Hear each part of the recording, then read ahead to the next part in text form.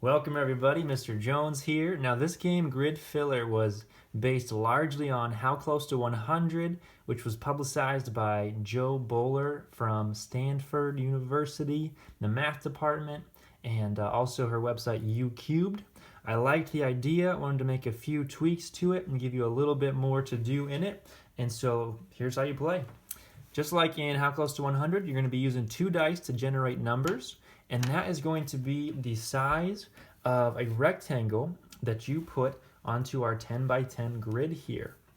Now you can choose which number is going to go as for the height and which number for the width, and as you record that in the equation, you put your height first, and then your across number is going to be the second one. Your goal is to get to fill this completely. Your score is 1 point for every box filled. And something I added is that you get 2 re-rolls. If you're at the end of the game and you feel stuck because you got a big number, that can happen. You can re-roll 2 dice in the game. So let's start. Starting off with a really big one here, 6 by 5 or 5 by 6. And I'm going to bring out the color here for more fun. So something that I tell my students is I want a quick outline. I want a bold outline. 1, 2, 3, 4, 5, 6. I'm going down 5. 1, 2, 3, 4, 5. Now what I don't want this game to do is take forever for the coloring. So I say you got under 10 seconds. Give it your best shot. Come up with what you can and call it good there. So now I record that. I have a 5 by 6. It's a 5 by 6 because 5 is my height. Now I've filled up 30. My goal is to get 100 exactly. Okay, that's a much smaller number. I can work with that. And I get to choose where I place this. I did not have to place this in the top left. And this, I could put it down here if I want. And I can choose the 2 or the 3 for the height. I'm going to take my chances and hope I get a 1 later. And I'm going to go over 3. And I'll do a 2 by 3 up here. So make the bold outline, and then just a few seconds to get that written in. And this is a 2 height, 3 across for 6. Okay. Notice I use a different color each time.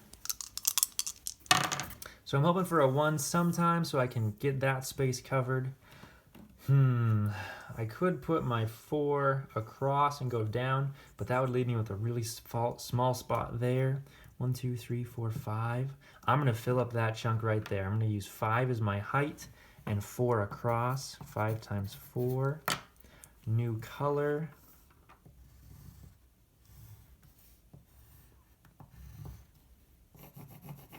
So that worked out really nicely. I was able to cover this entire section. Okay, I still didn't get a 1 there. Let's see what else I can come up with. I don't want to limit myself too much, put myself with a tough situation, but at some point, man, I've just got to here.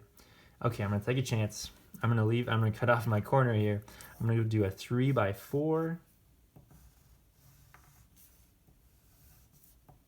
I like what this gave me of a solid rectangle on the bottom here. And so that's a 3 by 4. Okay. Now if I get a 1 and a 2, I would love that. Nope. I think this is actually a 5 by 4, and I'll do the same thing next to it.